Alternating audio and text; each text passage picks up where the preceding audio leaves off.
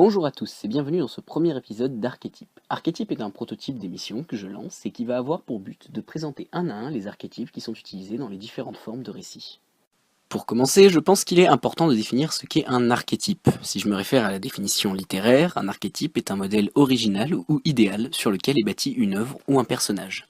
Des archétypes, il y en a partout. Quand un auteur écrit une œuvre de fantasy dans laquelle il y a des nains forgerons et des elfes, il se base sur des archétypes dits tolkieniens.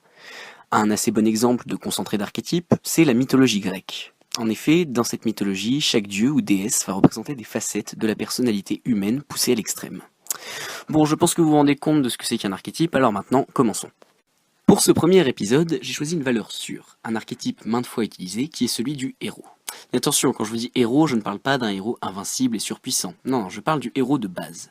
On a tous déjà vu ou lu une œuvre mettant en scène l'archétype du héros, car c'est l'archétype le plus étendu et le plus répandu. Nous allons donc commencer par la description du héros. Je vais vous expliquer ce qui fait l'archétype du héros et je vais créer un personnage autour de cet archétype. Commençons par le commencement avec les origines du personnage. Le héros est la plupart du temps d'origine modeste. Si ce n'est pas le cas, il sera généralement soit un fils illégitime, soit un noble qui perdra vite tous ses titres. Question caractère, le héros est quelqu'un de bon. Il va toujours chercher à aider autrui et à œuvrer pour ce qu'il pense être le mieux. Cet archétype peut également être émotionnel, c'est un trait de caractère important qui va lui permettre de développer grandement ses relations avec son entourage. De base, le héros n'a rien d'extraordinaire et c'est justement ce qui pourrait surprendre. Ce n'est pas une personne surdouée ou surpuissante, c'est un humain normal. Mais ce qui va le bouleverser, c'est son parcours. Le parcours est également quelque chose qui est plus ou moins défini pour chaque archétype. Ici, nous allons parler du plus classique, le parcours du héros. Le parcours du héros, aussi appelé voyage du héros ou The Hero's Journey en anglais, est considéré comme le concept de base de la narration. Il aurait été établi par Joseph Campbell, un écrivain américain, dans son livre Le héros aux 1001 visages. Le voyage du héros est composé de 12 étapes que je vais décrire. Étape 1, le héros, une personne ordinaire, vit dans son monde ordinaire. Étape 2, l'appel à l'aventure va se présenter. C'est l'élément déclencheur de l'histoire. Il sera souvent précipité par un événement tel que la mort ou l'enlèvement d'un proche ou d'un parent. Étape 3, le héros va d'abord se montrer réticent. En effet, il aime son quotidien et ne veut pas le quitter. C'est pour ça que l'élément déclencheur va souvent être un choc qui va forcer le héros à partir. Étape 4, le héros va être encouragé ou formé par un mentor, souvent un vieil homme qui pourra éventuellement lui confier une arme ou une relique magique. Le mentor ne devra néanmoins pas accompagner le héros car celui-ci devra affronter les épreuves par lui-même. Étape 5, le passage du seuil de l'aventure. Le héros va passer le point de non-retour. Il quitte son quotidien pour partir vers un monde qui lui est inconnu.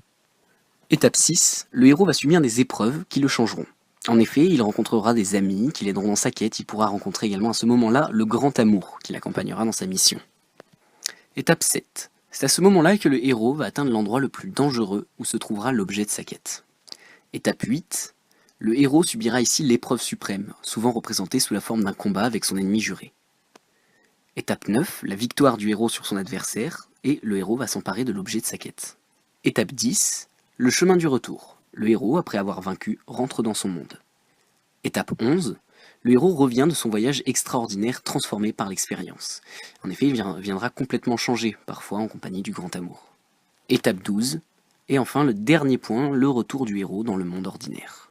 Bon, alors là, vous vous dites sûrement « Ah, mais c'est super cliché, c'est du déjà vu, voyons ». Eh ben oui, c'est du déjà vu et c'est cliché. C'est cliché car un archétype, eh ben c'est cliché, c'est le but. On va maintenant passer à l'utilité de l'archétype. En effet, chaque archétype a son utilité, et vous devez vous demander, mais pourquoi le héros doit-il absolument être banal?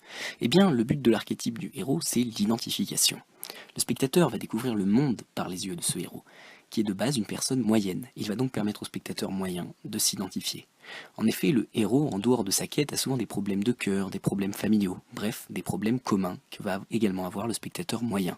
Le héros sera rarement le personnage préféré du spectateur, mais c'est à travers lui que le spectateur va inconsciemment s'identifier. Enfin, si vous voulez des exemples, eh ben, il y en a partout. Dans le cinéma d'animation, on peut citer la plupart des dessins animés Disney qui utilisent le schéma du héros et de son voyage. En effet, que ce soit le Roi Lion, Aladdin ou Réponse, tous utilisent le schéma du voyage du héros. Dans le cinéma, c'est également un des codes de base que l'on retrouve très souvent. Pour prendre des exemples de grands films populaires, on peut prendre Frodon dans Le Seigneur des Anneaux, Harry Potter, Luke Skywalker dans Star Wars ou encore Neo dans Matrix. Bon, bien sûr, ce code n'est pas gage de qualité, la preuve, Eragon l'utilise. Enfin, l'archétype du héros est très utilisé dans les mangas, et plus particulièrement dans les shonen. Luffy de One Piece, Lucy de Fairy Tail, Eren de l'Attaque des Titans, et j'en passe. Bon bah voilà, c'est terminé, j'espère que ça vous aura plu, n'hésitez pas à me dire ce que vous en avez pensé. C'était un essai, et je suis ouvert à n'importe quelle suggestion. Sur ce, je vous laisse, et à bientôt.